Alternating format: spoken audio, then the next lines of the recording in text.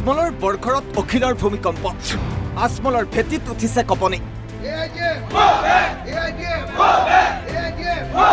তলাচাবি আহিব নেকি আকৌ তলাচাবিক দিব নেকি আকৌ অখিল গগৈৰ সভাত হাজাৰ হাজাৰ মানুহ অসমৰ মিয়া মানুহে অসমত কেতিয়াবা অকলে চৰকাৰ কৰিব পাৰিব নেকি পাৰিবা নেকি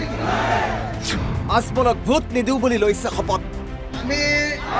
সাম্প্ৰদায়িক বিজেপি আৰু AIDF-ক এবাৰ পৰাজিত কৰিম ইফালে গাদী হেৰুৱাৰ ভয়ত বিব্ৰত তিনিবাৰৰ সাংসদ বদৰুদ্দিন আজমল ধুবুৰীত ক্ৰমাৎ আকৰ্ষণীয় হৈ উঠিছে নিৰ্বাচনী যুঁজ অখিল গগৈৰ মাৰাথন প্ৰচাৰে সলনি কৰিছে সংখ্যালঘু অধ্যুষিত লোকসভা সমষ্টিটোৰ দৃশ্যপট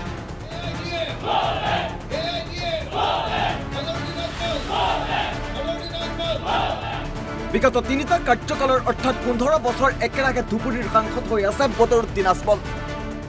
আৰু এইবাৰ ধুবুৰী লোকসভাৰ পৰা প্ৰাৰ্থিত্ব আগবঢ়াইছে AIDF প্ৰধানগৰাকীয়ে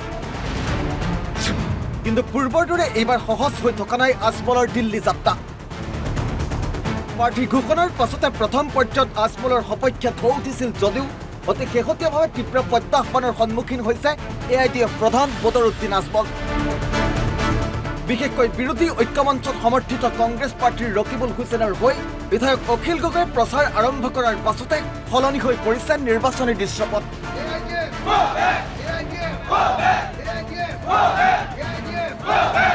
সংখ্যালঘু প্ৰধান সমষ্টিটোত ইখনৰ পাছত সিখন সভা কৰিছে অখিল গগৈয়ে আৰু অখিল গগৈৰ সভালৈ হিলদল ভাঙি ওলাই আহিছে সাধাৰণ ৰাইজ আৰু এই প্ৰতিখন সভাতে আজমলক ভোট নিদিওঁ বুলি শপত খুৱাইছে অখিলে ৰাইজেও জনাইছে অফুৰন্ত সঁহাৰি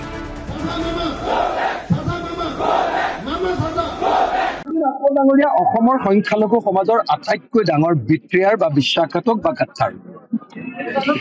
আজি সংখ্যালঘুসকলৰ মূল সমস্যা যেতিয়া হৈছে যেনেকৈ ধৰক সংখ্যালঘুসকলৰ ঘৰবিলাক যেতিয়া ভাঙি দিছে বদৰুদ্দিন আজমল ডাঙৰীয়া তেতিয়া ক'ত গৈছিলে যি সময়ত আমাৰ বিৰোধী ঐক্যমঞ্চৰ তৰফৰ পৰা কংগ্ৰেছ দলে যেতিয়া বিধানসভাত উচ্ছেদৰ বিৰুদ্ধে প্ৰতিবাদ সাব্যস্ত কৰিছিলে তেতিয়া বদৰুদ্দিন আজমলৰ পাৰ্টি ক'ত গৈছিলে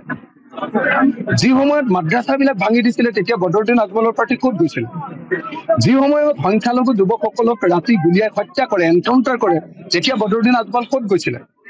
যেতিয়া কা আইনখন আহিছিলে কা আইনখনত বিৰুদ্ধে কিয় বদৰুদ্দিন আজমলে সংসদত ভোট দিয়া নাছিলে ৰাজ্যসভাত কিয় বদৰুদ্দিন আজমলৰ পাৰ্টীয়ে কিয় বিজেপিক ভোটদান কৰিছিলে ৰাষ্ট্ৰপতি নিৰ্বাচনত কিয় বিজেপিক ভোটদান কৰিছিলে বদৰুদ্দিন আজমল পাৰ্টীয়ে বদৰুদ্দিন আজমল ডাঙৰীয়া হ'ল অসমৰ সংখ্যালঘুসকলৰ আটাইতকৈ ডাঙৰ শক্তি আজি তেওঁ ধুবুৰীত ভোট লৈছে কিন্তু ধুবুৰীত তেওঁ কোনো উন্নয়নমূলক কাম কৰা নাই তেওঁ যদি medical college private medical college ক'ৰবাত খুলিছে সেইটো খোজায় তেওঁ যদি ছুপাৰ 40 ক'ৰবাত খুলিছে সেইটোও খোজায় তেওঁ যদি ক'ৰবাত পিলপিলি বা বেটেৰী ৰিক্সা যদি ক'ৰবাত ডনেশ্যন দিছে দান দিছে তেতিয়াহ'লে সেইটোও খোজায় কিন্তু ধুবুৰী ৰাইজৰ কাৰণেতো একো দিয়া নাই নিৰ্বাচনৰ সময়ত তেওঁ ফু কৰি বটলত পানী দিয়াৰ বাহিৰেতো তেওঁ একো কাম কৰা নাই বানপানীৰ সময়ত আধা লিটাৰ পানী বটল এটা দিয়াৰ বাহিৰেতো তেওঁ একো কাম কৰা নাই যে 15 বছৰ ধুবুৰী লোকসভা সমষ্টিৰ উন্নয়নৰ কাৰণে তেওঁ কি কাম কৰিলে মুছলমান ৰাইজে বুজি উঠিছে যে তেওঁলোকৰ আটাইতকৈ ডাঙৰ গাদ্দাৰজনৰ নাম তেওঁলোকৰ আটাইতকৈ ডাঙৰ বিশ্বাসঘাতকজনৰ নাম Badruddin Ajmal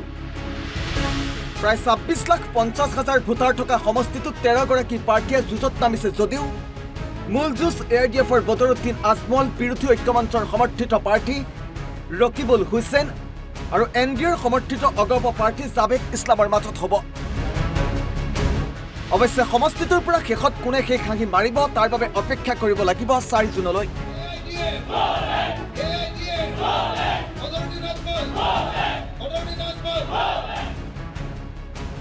bureau report NB news